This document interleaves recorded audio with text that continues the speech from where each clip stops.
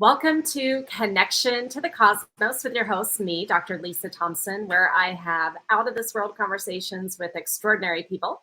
And today I am so excited to have author, experiencer, and QHHT practitioner Brent Boatman on the show. And let me tell you a little more about Brent. Brent Boatman has been meditating since he was 9 years old, which guided him years later to learn from a master in the south of France in the Great White Brotherhood. He published his first book, a memoir titled UFO to IFO, to Your Galactic Family and Beyond, at the end of 2021. The book is a collection of stories and experiences from his spiritual journey over the last 3 decades. He is a certified QHHT Level 2 practitioner with Dolores Cannon Quantum Hypnosis Healing Technique and BQH certified practitioner on expanding human consciousness and past life regression. For a change and a healing, it takes desire. If you have that, you can be healed of anything. It's that simple. For more information, visit www.brentboatman.com. Welcome, Brent. Thank you. Well read. And Very embellishing. here is your book. Ta-da! So, first of all, very quickly, what I like my audience to understand about my different guests is kind of how they grew up in their childhood. And because some people come from very religious backgrounds and then have a transition later in life, other people like me come from already very metaphysical backgrounds. And so if you could just briefly give a summary of like how you grew up and then how you found the master. Well, my mother was always a spiritual seeker. Um, in my book, I wrote about her taking us through countless churches, countless religions, looking for the right fit. I never knew what was going on, but she was actually in search of something. And one day she was at some friend's house up in the mountains years later, and there was a book on the coffee table, and she picked it up, and it was written by a man by the name of Omram Mikhail Ivanov with an A. And she was it grabbed her, just grabbed her. And the friend said, he's alive still, and he lives in the south of France. And my mother wrote a letter back when it was still snail mail and sent a letter, and she was accepted to come over and visit by the school. It was a school and run by the spiritual teacher. And she went there for a visit. At the time she went for a visit, I was also in Europe. I was living in Germany. I've been traveling the world for about 2 years by then. And she came to visit me after she was in France with the master. It was a great visit. It was wonderful. But when she left, I had an emptiness. And it wasn't about my mommy's gone, because I was taking very serious inventory. What is lacking? What is missing? And as I focused in, I was focused. I could still see it at one of the master's books that she left. I didn't know she left it on the other side of the room. And I heard, that must be it. So I walked over there and I picked up the book and I started reading it. It was entitled The New Earth. And by the time I got through the first paragraph, I knew what was missing was in that book. I knew it. I just felt it come over me. I felt this grandma sweater, this is it. Yes, my anxiety went down, my fears went down, everything that the world throws on us was starting to lift. So I applied myself into that new domain, never knowing where it went, never knowing where it led me. I had no idea. I'm on my own here, doing this reading and fasting and meditating and all these things on my own. Well, eventually, as my spirituality grew, my love for the German engineering and working in the car factories diminished. It's just naturally went that way. Yeah. And I was going to go work directly for Mercedes. I've been there in Germany long enough to get my complete legal citizenship, but I just had a nudge to go to the south of France and meet this man. So that's what I did. How old were you? 21. Okay. Okay, so you went to the south of France, Mm-hmm. and you are kind of just show up on the door, right? Which doesn't happen. You read that, huh? You got me. You read that. I read the book, yeah. Using those, we got a couple Labradors here we're playing fetch with. Okay. Yeah, I just showed up not knowing that there's a protocol. You got to write ahead. You got to send your photograph. The master will run his hand over the photo and say yes or no. And I showed up, and they were all, I felt like I was in the bottom of a lake, and they're above me talking because it was French, and I didn't understand it. And the some pretty vivacious American women showed up, and they said, "Hey, just let him in. His mom was just here." Oh, his mother. Okay, so they let me in. Okay. Yeah. And I got a job working as a permanent there. You can work for your room and board, or you can pay. You know what I mean? Yeah. And I opt to run their metal department and their Quonset hut and do their welding for them. Okay. So that's what I did for my room and board. And the day consists of waking up early, going up to the sunrise, and meditating to the early morning sun, and then coming down the hill, going to work, going in here in the conference, yeah, and then goes on from there. Excuse me, mosquitoes everywhere. It's a lot of mosquitoes. What? Yeah, and yeah, maybe just put Pickles in the car. That's my dog's name, Pickles. Okay. And so the spiritual journey only intensified when I was there with him. He would give a conference, and every day during the conference, he would say something that would really upset my personality. And I learned real quick that if it upset my personality, I've got to refine that. I've got to work on that. So I started to accept the challenge, step up to the plate. Yeah. Oh, how did he know I like sugar cookies? Oh, okay, I'll give them up. And then I'd walk out of the conference, and then it'd be the biggest sugar cookie right there calling my name. And I'd say, oh, I want it. I want it. I'd say, this is just an example. No, I'm going to not let this get a hold of me. And in the moment I said no, it was really amazing because the obsessive compulsion behavior was lifted instantly. It was gone, vanished from my desire body, vanished from my mind. And I go, wow, that was painless.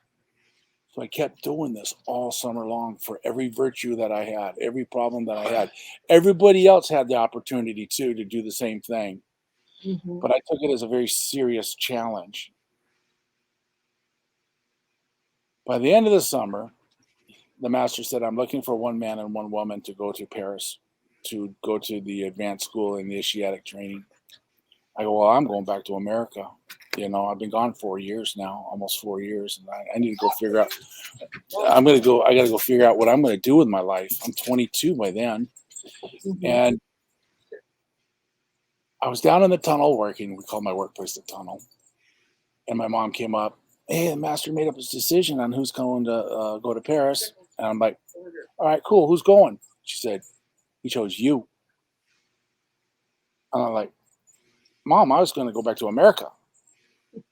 She's like, I know. I should go because he knows past, present, and future of everybody. He was an extraordinary man. I told my mom he's not human. With his abilities, what I've seen him do, it's just not normal.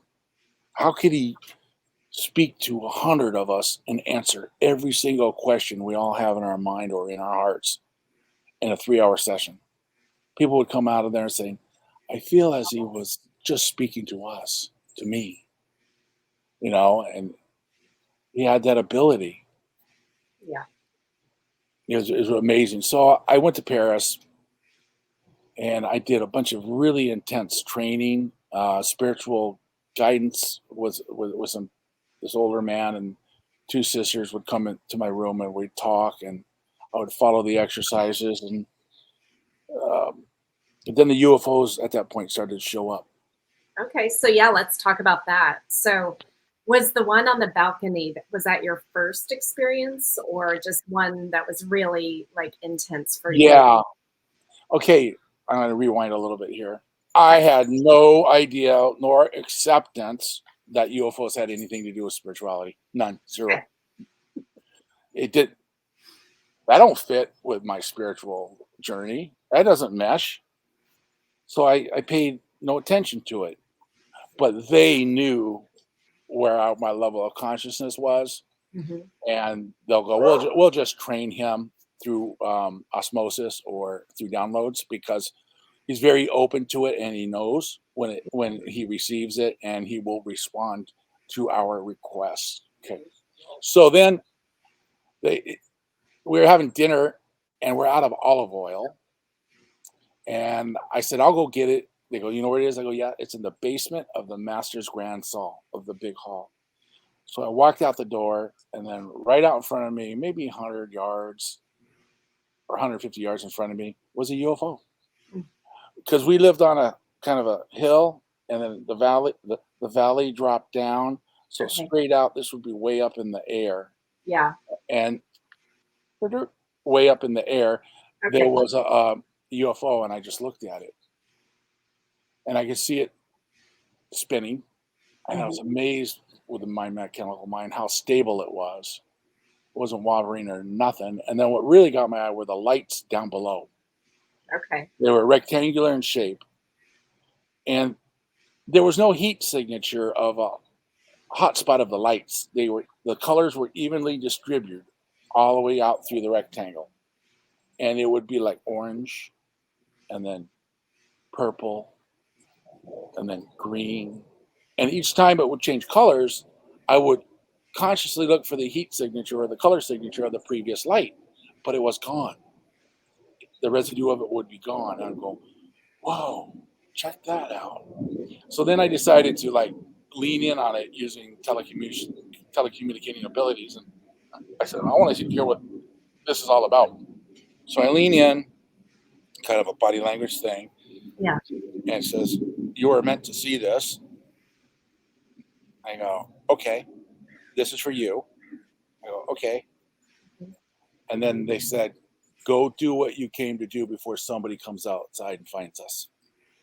So I went in the ground saw, I grabbed the olive oil, came back out thinking, if this is a fluke, it's gone.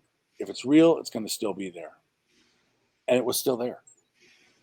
And I looked at it, and then I felt, you got to go, because they don't mix messages. You know, when it's time to go, they let you know. You do it. Direct. So I went inside, I set the olive oil on the table, and I zoom. Yeah. Okay. Anything. The next big event was when we're leaving. I'm leaving Paris. One of the girls was told to drive me down there. I had no idea behind the scenes how much they were preparing and taking care of me, but there was a whole orchestra of people and staff watching out for me and taking care of me. I thought it was just by chance, but now I get older, I look back and go, they were really doing some stuff behind the scenes for me that I never noticed. So we're time to leave. Frances, the French woman, was going to drive me down there. So we got in the car. She said, I was told that we're going to have escorts from our friends. Yeah. Okay. So we get in the car and we drive, and right as we're getting out of Paris, here they come. 3 of them. One above us and one on each side. For 13 hours, they were right next to us, all the way to the south of France. We drove at night. Okay. And then and we got there in the morning, and the sun was starting to come up, and the UFO took the color of off the sun and deflected it at us like a wink, and then took off in lightning speed because we had arrived to our destination. So these encounters started happening more and more, and they kept downloading information. And to this day, I know if I wake up in the middle of the night, they're flying overhead. So like last night, I went outside, probably was about 2 or 3 in the morning. And here comes overhead, one right overhead. I didn't even have my binoculars. I didn't even use them. It was that clear. Okay. And then put my hand up to wave, and it just totally lit up. It just went beaming with light as it went over. Yeah. And then for a while, and then it went out as it left away, saying hello. Because I know that I said, "You're taking pictures of me. You're filming me. I know it. Hi," and it's lighting up, and then it goes away. It's my family. They do it all the time. They come over and they say hello. Yeah. Well, I have the same experience here too. Mm-hmm. I'm so happy to meet a fellow experiencer, and I'm not alone. Yeah, no, you're not. And so actually, I do have a question for you that didn't necessarily get answered in the book. So when you say it's your family, have you met them in person, like visibly seen them, or do you know what group they're a part of? Do you know where they're from? Any of that kind of information? Yes, that's a good question. I've actually been with them before on the ship, and I believe I told a story about my brother being on a ship too in my book. I Yeah. don't about them examining him. Yes. Yeah, and um, what they do though is they'll block out their face, but I sometimes I can get in and I can see their eyes here, you Mm-hmm. know, and they'll let me see that one. I've had one in my house, and I saw his stature, his size. He had this white coat on. He had a snout and he had bumps all over his head, and he looked like he was a lesser of an enlightened being because my father actually brought him to my room. Your Yeah, father. it was a bizarre experience. It was 4:30 in the morning. My phone rang, and my wife said, "Who's calling?" I go, "I don't know. I think it's my dad trying to wake me up." And I go, "Wait a minute. He's been passed on for 3.5 to 4 years by now. Why would I say that?" And it kind of like sobered me up real quick from a dream state or sleep state. Mm-hmm. And there he was standing in my door. Your Good. dad and the Yeah. being. No, Okay. just my father at the first. Very good looking, very handsome, black and white suit on. He was at his prime and while he stood there. Okay. And he came with a message, and he said, "If I don't I wasn't enlightened at the time. I was trying to dodge my responsibility. Be honest with you, I was like, I don't know what I'm going to do with this information. The world's not ready for it. It's too much for me to do. I can't stand it. Let's drown it in booze, women, whatever I can. I can't. It's too much." And so he said, I came with a message. He said, "This is what you'll look like on the other side if you do not straighten out." And he brought this little being with him. Okay. Yeah. It was a short little guy, and he had these bumps all over his head. He kind of had an alligator snout. And he said, "You see those bumps?" And they go, "Yeah." And he goes, "That represents failure when you get to the other side. This is what you'll look like. And everybody on the other side will know that you did not succeed with your chores." So I go, "Got it." And then my father dismissed him, and he was gone. So I talked to my father a little bit more, and then he said, "I'm going to go now." I said, "Okay, Dad." And then I watched him for a good 45 minutes to an hour, molecule or pixel by pixel, start to disappear. Okay. I turned my head away, Mm-hmm. and then I looked back. There he is, pixel by pixel, disappearing. It was remarkable. And back to your answer, there have been several experiences aboard a craft where they have let me fly them. You know, Okay. Was it a smaller shuttlecraft or was it a big one? no, it was a smaller one. There was this kind of rounded dashboard, we'll say. There was nothing on it. There's no lights or nothing. And I'm looking at a screen that displayed the other side of the ship. Mm-hmm. but it looked real, like you're looking right out a window. And I put my hand inside this thing, and he goes, okay. And I can feel this contoured thing kind of mold to my hand. And he goes, now through your feelings, through your fingertips, and through your thoughts, you can command the craft. Okay. And I go, okay. So I got it in there. And I remember looking at my arm and looking down at my feet. Yeah. And all of a sudden, they're all gone.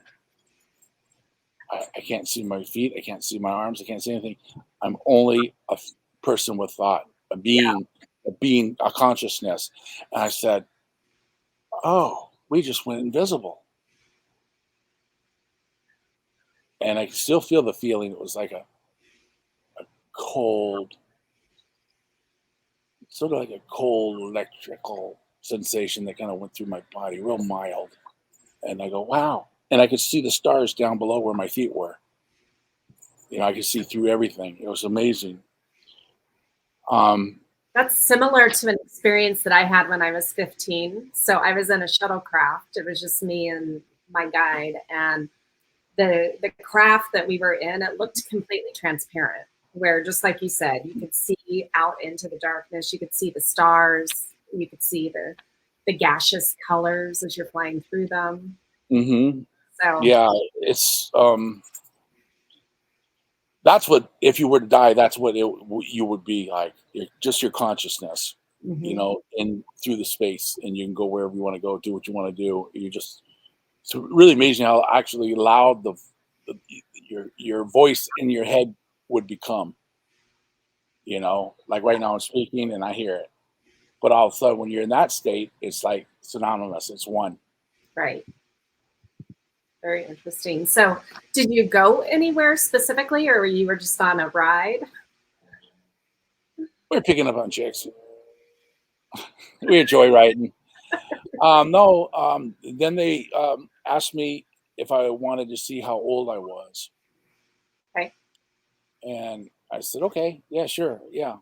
So there on the screen, these round spiros appeared, not flat this way, but this way with me. These round things, and they were spinning, and they had this most intense white light and this energy. There was all energy, and some of them would go shoot off, and other ones would shoot off, and they would spin. And then there was this like spear like with a hook on it down through the middle of them. And they said, each one of those rings represents 1,000 lives. That's you. The arrow going through the middle is you, and those are your lives. So I counted them, and when I got to the end number, they knew it. It was gone. It was gone. So that's another one. And I told you about the other one. I can't give away the book, about working on the craft with them. Yeah. And we were speaking a language, and they kind of like, we had a challenge that I'm going to still speak that when I go back to my body. Like, good luck with that one. I said, no, I won't forget. I won't forget. And as I was waking up, I was feeling that memory fade. It's amazing how quick it fades. I go, no, I'm not going to forget. I'm not going to forget. And the dream or the conversation was fading as I'm slowly starting to wake up. I go, I have to hold on to it. I have to hold on to it. I can't let go. I can't forget it. I'm going to do this. I'm going to do this. And then, I started to open my mouth and use my motor skills, and the rest is in the book. Yes. So UFO to IFO, everyone. Yes. I never thought I would be an author. Yeah. So what actually inspired you all these years later to write your stories? I had a motorcycle crash. I was driving home, minding my own business. I was doing 70 miles an hour in the fast lane. And the drunk driver thought he tried to pass me, but he hit me. He was doing 90, and he rear-ended me. Wow. And yeah, basically I was a miracle. Yeah. But I had a come to Jesus meeting when I was sliding down the freeway. And I told them, I will do what I came to earth to do. I will fulfill my commitment now. I will do it. I won't mess around anymore. It wasn't about, I'll do it if you spare me. No, I'll do it. Yeah. Because that was the intent of the message of the crash. They're like, time to get it together. I got it. I'll do it. And I stood up on the freeway and got in the ambulance, and they took me to the hospital and checked me out that night. That's when they found the metal ball in my finger. Okay. And it wasn't from the crash. It wasn't from the crash. There was no cut, nothing. Right. That's your implant. Maybe Yeah, I one of guess. Yeah. Yeah. Yeah. It's right Okay. here. I don't know if you can see it. It's that little, Okay, a little bit, a yeah. little bump right there. Hmm. Right there. Yeah, see it. You can see it. Yeah. So how long ago was that motorcycle accident? That was Easter evening 2018. Okay. Easter. It rose me from the dead.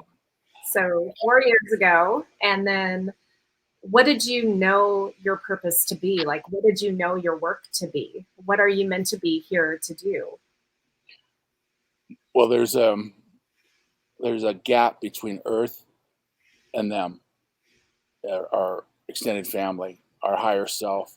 We're nothing but we are a fractal of a being inside of us floating around that we talk to, and it tells us what to do, think, feel, and all that.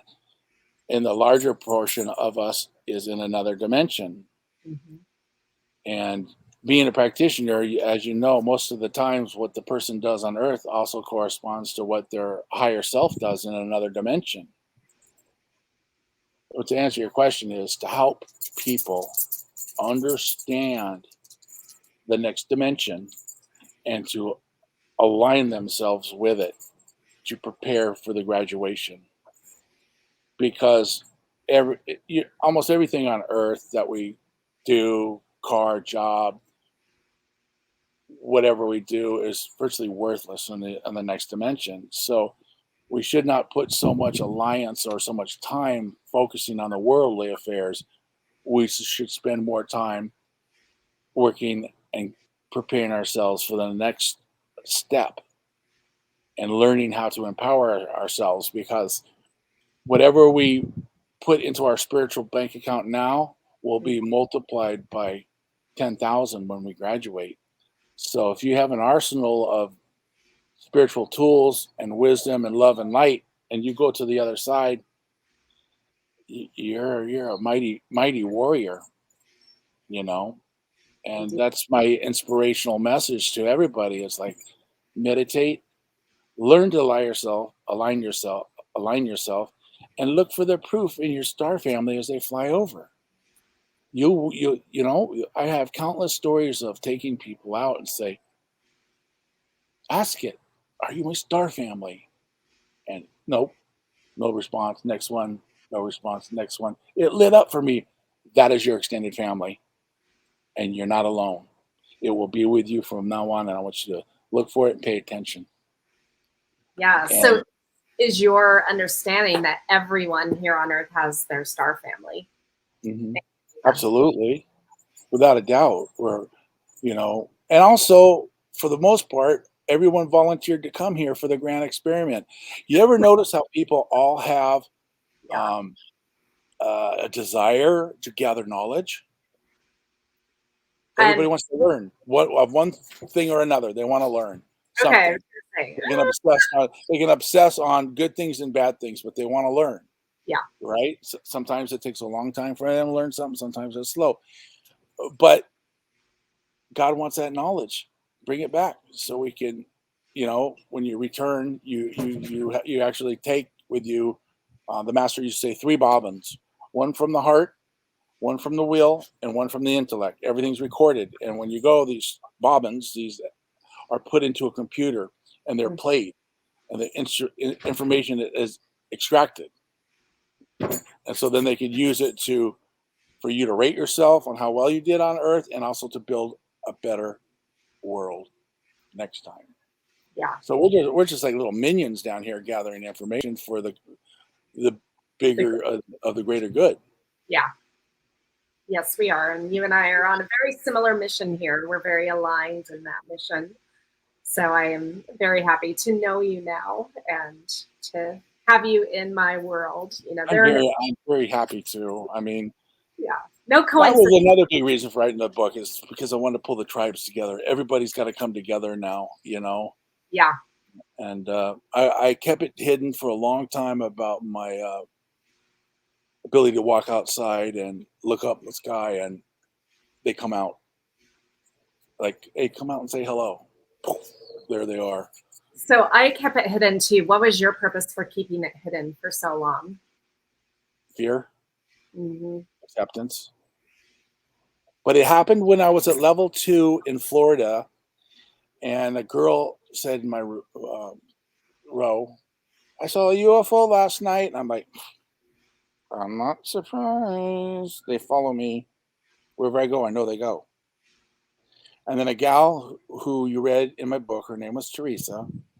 She had a very disturbing experience one night or during school.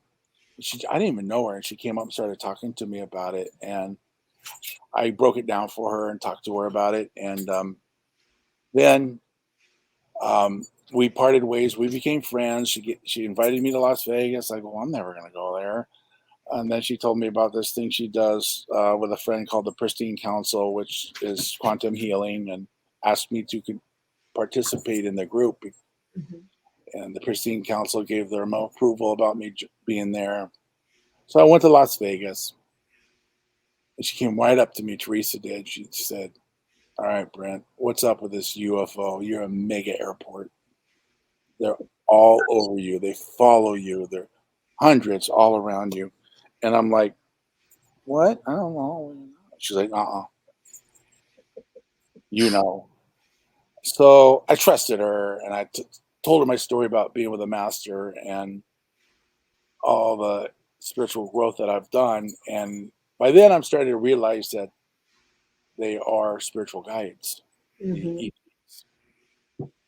And you got to undo everything the government says for you about them, but it's true. There are spiritual guides.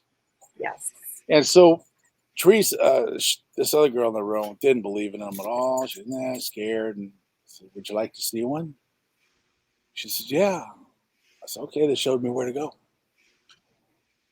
And I had her take me there, and she was wrestling with her chair while I'm meditating, and I'm linking up to put myself in the right frequency to be heard. Hmm. And then I just open my eyes. She says, so, Brent, how do you do this thing? Kind of snarkling, right? And I says, friends, this is Shay. She's not really a believer, but we say hello. And no sooner I said hello, there was like an atomic flash right above us. And she's like, her jaw hit the floor. I says, now do you believe me? Hmm. So we went home. She asked to do an interview on me, and then she posted it. And she said, but my phone's getting blown up. This is the end of the start.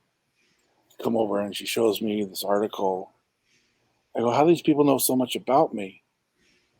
She said, well, I was just talking to them, and they just wrote all this out, and they booked a big old event for you.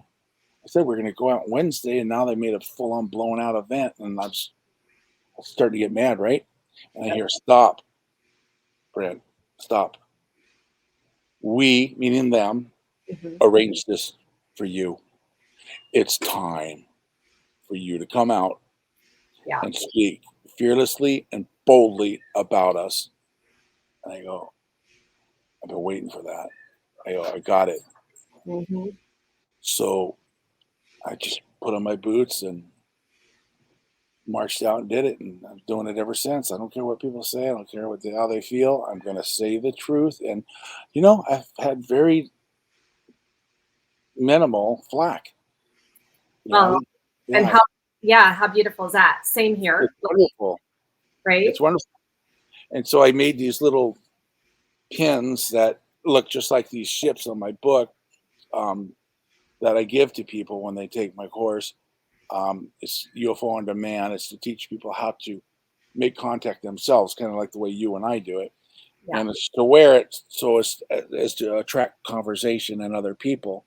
Because if you have an experience, or if you're of that frequency, you'll come together, Mhm. and the tribes are, they're starting to move around. They're starting to come out. They're starting to come together.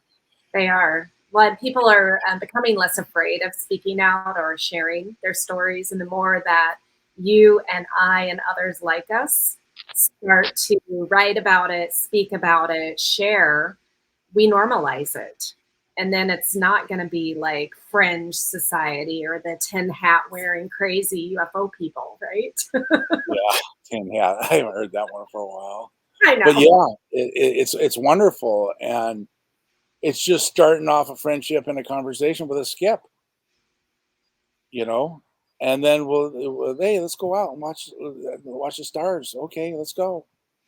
And we get together and we all raise our vibrations and like, hey, there's one, there's another one. They just come out like you're in the fishbowl looking up, and they're just all over you swimming. Yeah. You know, I mean, I don't know if you see as many as I see up here, but I can see 3 to 4 to 5 at one time. Yes. They're just Actually, everywhere, and that mhm. makes me a little concerned because the more they come out, the more they tell me that something's going on, that they have to be really close to Earth to watch, Okay. because they're not going to let us repeat No, what happened last time with um, humanity. right. Yeah, actually, the amount of activity that we see every time we go out, um, it's pretty incredible. And we have our satellite app to make sure, like, because our guests, Mhm, we have UFO mhm, tours, and we want to make sure that people understand what a satellite behavior is. Because a lot of them first appear like they are satellites, but then they start doing things that satellites don't do. And so when we're really watching them and we're seeing just light, just all this activity, mhm. um, it's undeniable, like what is going on. But and it is increasing. However, I don't know if it's increasing really or if it's just becoming more conscious and seeing them, be opening your eyes more to them. Because I think that they have been here for a long time, um, and maybe the connection that you have and I have with them is just bringing them here. But maybe I would love to know if they've communicated, like if they are coming out in bigger numbers now. The- my observation, yeah, they are. Okay. They Okay. absolutely are. Yeah, I mean, I could still see from my memory from last night with, my I have a single binocular because to have two of them, I think it would be just too much input for my eyes. You'd see too many stars, so I made a decision to narrow it down so I can concentrate on 50,000 miles versus 100,000 miles. When you look off into space, Yeah. and I could see anywhere like from 4 to 5 in one vision. Hmm. Now, the level of are they benevolent or malevolent? Sometimes it's difficult to figure it out because they're a dull gray. And the only reason I find out whether they're benevolent, which are good, Hmm. is when they will actually power up or send me a flash. Okay. I've seen wars, ships fighting. It's over in milliseconds. Done. It's gone. Vaporized. Yeah. Um, I've seen a bunch of smaller ships come and get into a stop right in front of me, and get into a tacular triangle formation Hmm. with 6 ships into a V, and then take off. And then coming in right behind it was another tactical formation of bigger ships, and that one was missing one. There was one, two, three. That was 4 in a V, and they took off after it.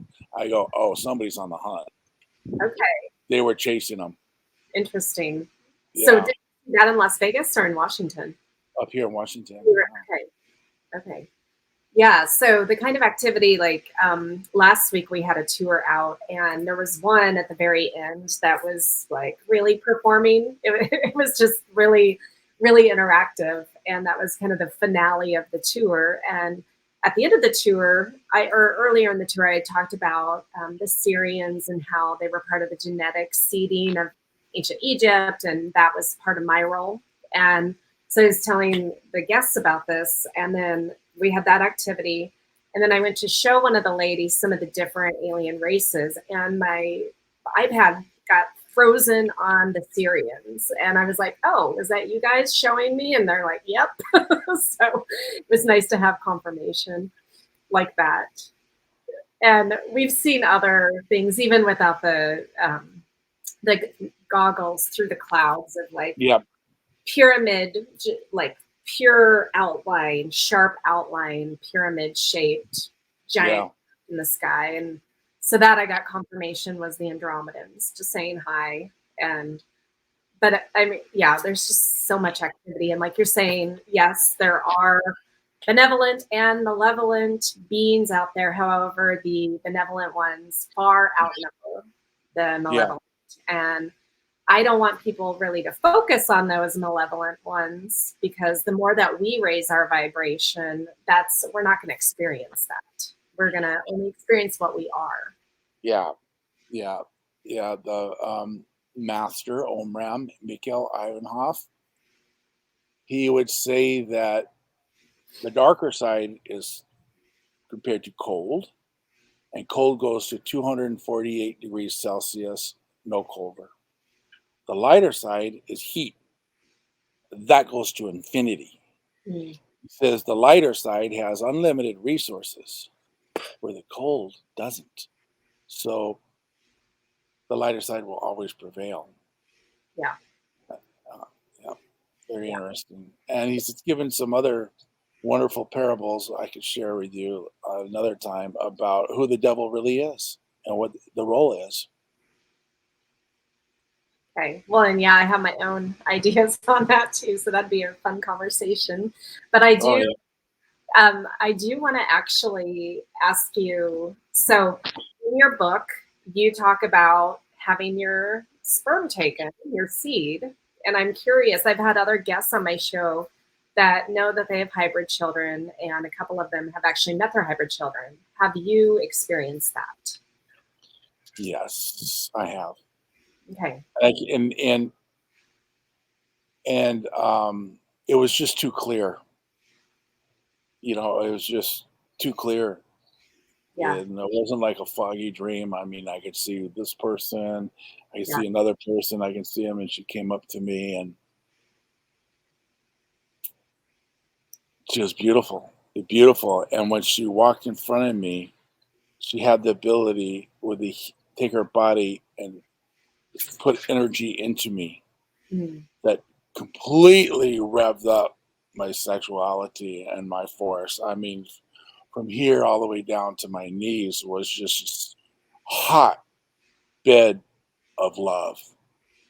And she said, "Do you want to make love?" There. And yeah, at that time I was like meditating 3 to 4 hours a day. So for me, there wasn't a difference between this world and that world, Mhm. because I'd lay down and I'd follow myself into the next dimension. I had such clarity, right? Yeah. And I still practice that, but it takes a lot of effort to keep that clarity on tap and solid. And we performed our deed. And when it was over, I just wanted to hold on to her, and she wanted to hold on to me.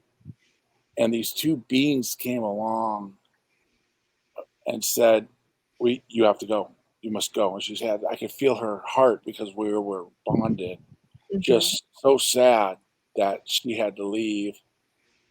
And the being said, "You know the rules."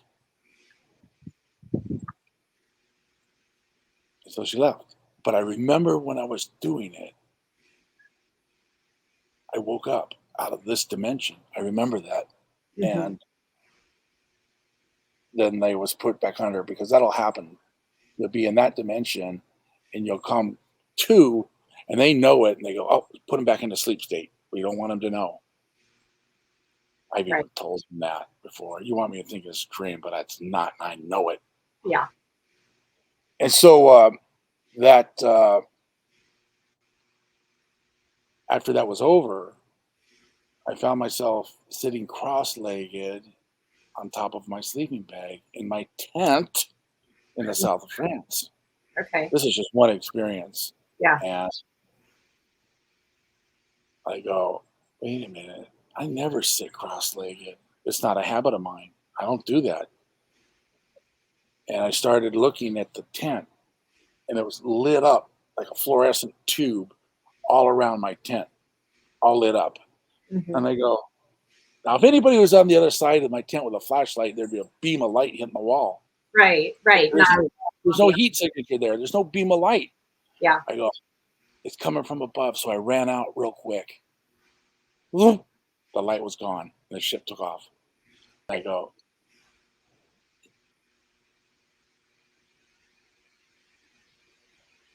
they just brought me back. I was with them. Mm-hmm. I go, well, I guess I better change my clothes, because I'm 21 and fit, and it's probably that dirty diapers. And I go, and there's not a drop of sperm on my body or in my pants. None. Not a drop. All gone. Mm-hmm. And I go, oh, that really did happen. Yeah. And that's just one time. There's several other times too. And I knew it. I even went to the master about it. What'd he say?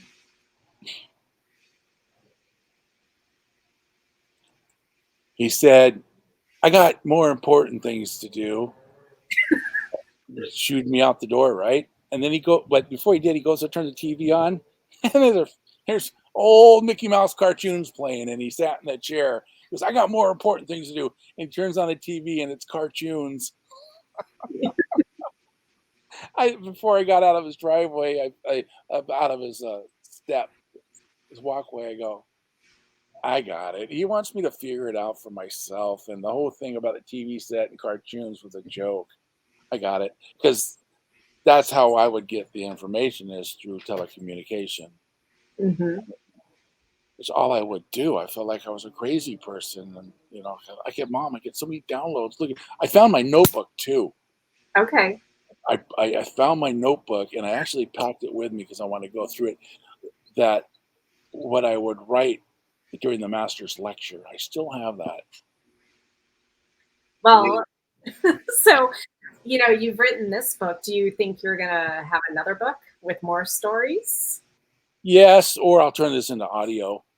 Okay. For people to listen to while they drive. But yeah, it's hard to get into depth between the lines of each chapter, because there's so much more information. It's like a dream. A little dream will tell you so much more about the bigger picture. Right. Well, that's what I mean. Like, there's so much more that you've experienced that isn't in your book, that I'm just curious if that's especially now with the monster ships coming in off my balcony. Yeah. It's like, okay. And then give a session to somebody, and Dolores cannons would come through, and I'd ask about that experience that I had. Mm-hmm. I'm jumping around here, but Dolores would say, yeah, that was me on the ship.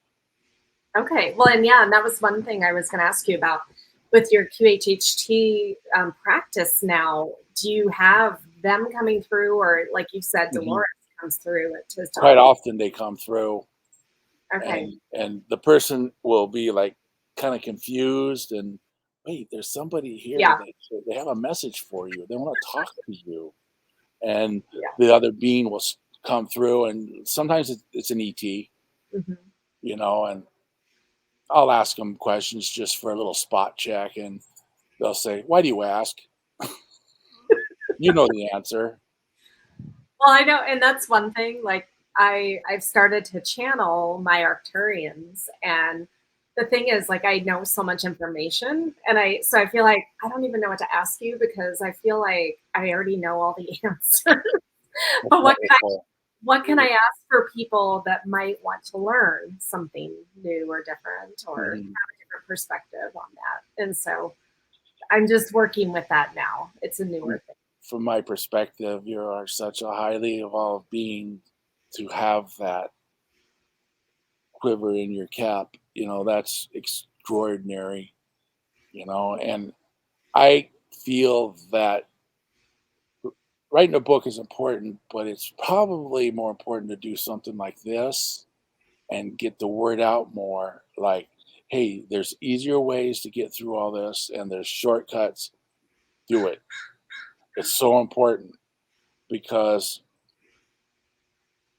the value of time and life right now is being compressed Mm. from all angles, from the economy to the spiritual warfares and all these things that we have to navigate and actually come together Yeah. because we can magnify the frequency and Yes. and change it.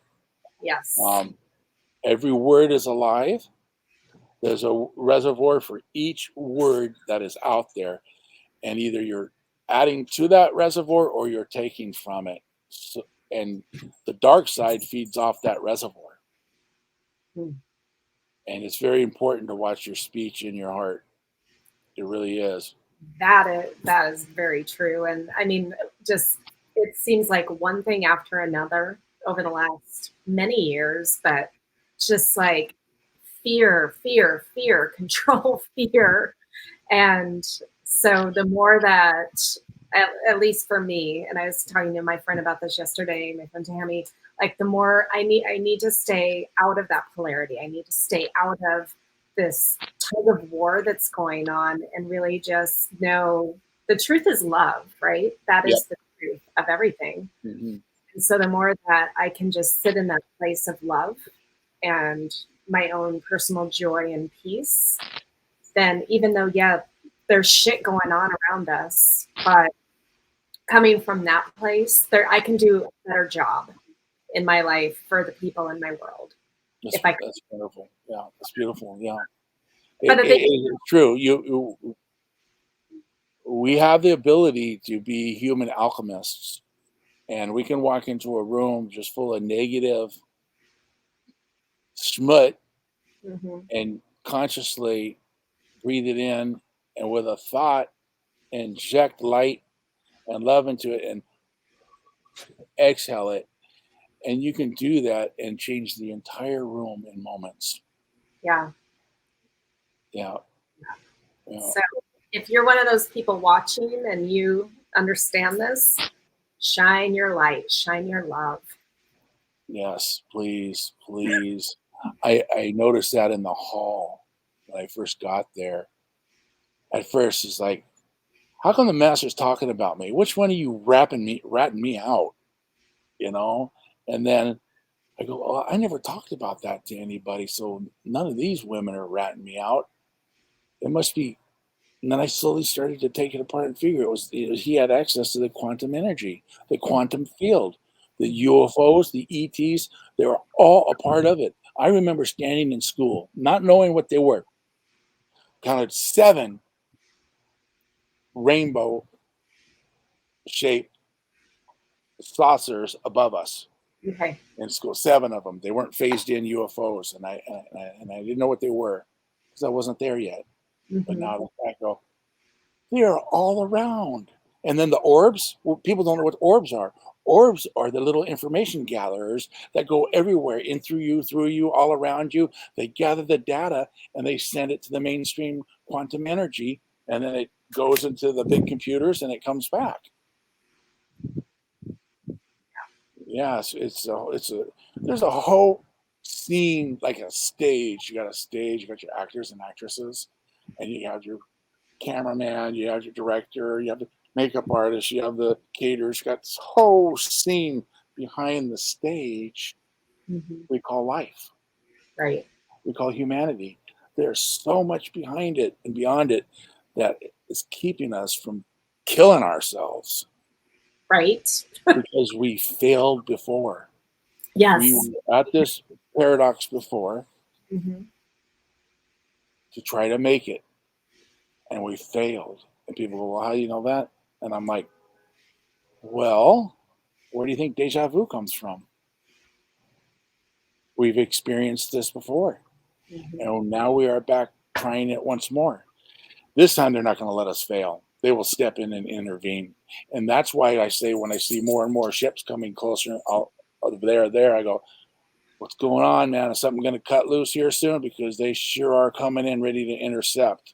There's no reason for so many to be here. Right. Well, and I guess that reminds me of my experience when I was 15, because when I was taken aboard and given a tour, and it was a telepathic conversation with my guide, it's like, okay, why are we here? Why am I here? And at that time, this was in the late 80s, like 1988, and we were on the verge of World War III and nuclear weapons and all of that. And what he said was, we're here to see if you physiologically and genetically could live here with us if something happens to the earth, because right now it's on a path of destruction. Yeah. And fortunately, nothing did happen at that time. And so maybe there was intervention or something happened. But now, like you're saying, we're at a precipice again, where Yeah. things could go really wrong. And I agree with you. They're here to like help us, not destroy us, because there's been too much put into us, and we are them.